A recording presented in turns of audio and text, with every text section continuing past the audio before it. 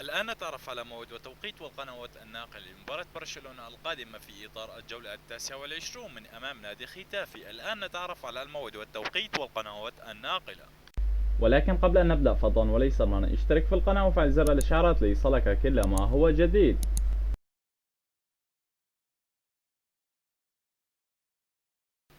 موعد المباراة يوم الأحد 16/4/2023. نادي ختافي يستضيف نادي برشلونة في إطار الجولة 29 ضمن منافسات الدوري الإسباني. ستقام المباراة على أرضية ملعب نادي ختافي، وستنطلق بداية المباراة في تمام الساعة 5:15 عصرا بتوقيت مكة المكرمة، وبتوقيت العراق وسوريا، وبتوقيت مصر في تمام الساعة 4:15 عصرا، وبتوقيت تونس والمغرب والجزائر.